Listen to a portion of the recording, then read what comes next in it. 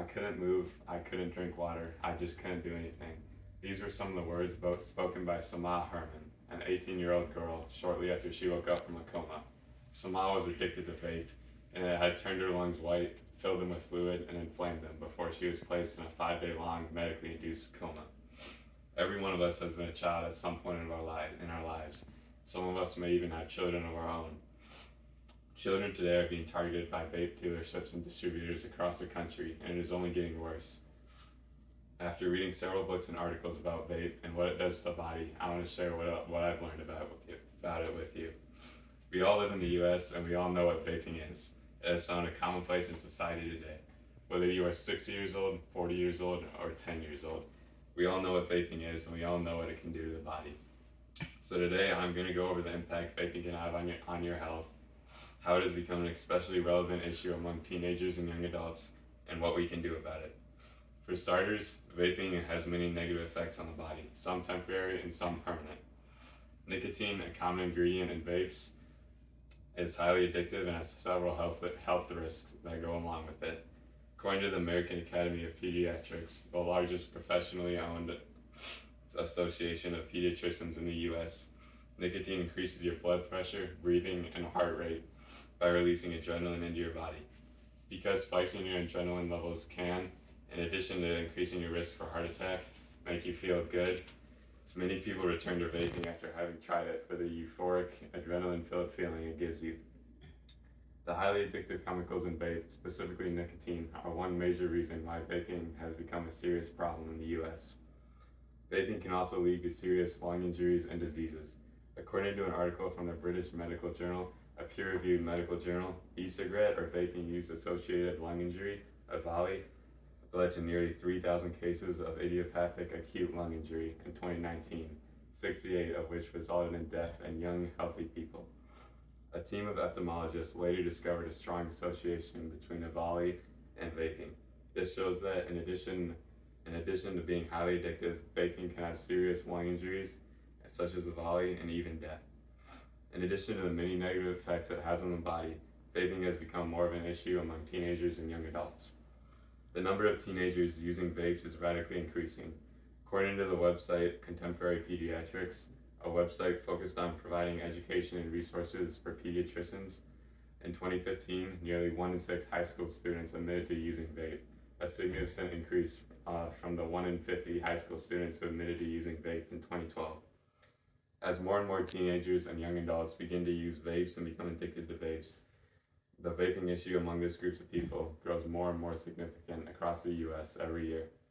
Additionally, Dr. Ni-Cheng Liang, a lung doctor from Scripps Memorial Hospital, says that 40% of the people who vape are between the ages of 18 and 24. This shows that there are more teenagers and young adults than any other group of people that are addicted to vaping. Thus, vaping has become an especially large problem among teenagers and young adults. Vaping can also affect teenagers and young adults in more critical ways than it can other age groups. According to the website Addiction Prevention Coalition, a nonprofit organization seeking to eliminate addiction in Alabama, companies are marketing vapes to teenagers and young adults by using eye-popping colors, animated characters, and a variety of sweet flavors. Associating vapes with animated characters and making vape cartridges colors like bright pink, sky blue, and neon green attract kids and teenagers, while the flavors in the vape makes it easier for them to become addicted. Despite the FDA prohibiting the sale of e-cigarettes and any flavors other than menthol or tobacco in 2020, flavored vapes are still sold frequently on the black market to teenagers and young adults.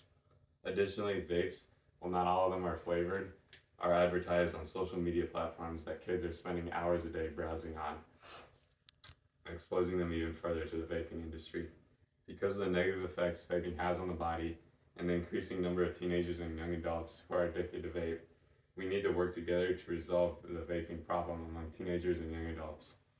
In order to do this, we need to collaborate with the Center of Disease Control and Prevention and their campaign to stop vaping among teenagers and young adults across the U.S. The Centers for Disease Control and Prevention, or CDC, is the National Public Health Agency of the United States and is funding all 50 states to help reduce the number of teens and young adults across the country who are addicted to vapes. Joining the CDC's mission to stop vaping among teens and young adults will help reduce the vaping crisis throughout the U.S. You can learn more about this mission and what you can do to help at cdc.gov. We must also contact our federal representatives and convince them to restrict vape advertisements targeting young adults, further restrict the sale of flavor vapes, and restrict locations of vapes away from schools, residential areas, and parks. Senator Marsha Blackburn is serving as a senior United States Senator from Tennessee, and it is her job to represent the people of Tennessee and their beliefs. You can reach out to her by phone at 202-224-3344 or by texting Marsha 48041. In conclusion, vaping has many negative effects on the body and has become an increasingly significant issue among teenagers and young adults. But we can prevent this issue by partnering with health organizations trying to stop vaping among teenagers and young adults, and by contacting our federal representatives. In the introduction to this speech, I gave an example of a young girl who was addicted to vaping and what it did to her. If we want this to be commonplace in our society today, then we need to do nothing. But if we want to fix this, if we want to change the future for the better, we need to act now.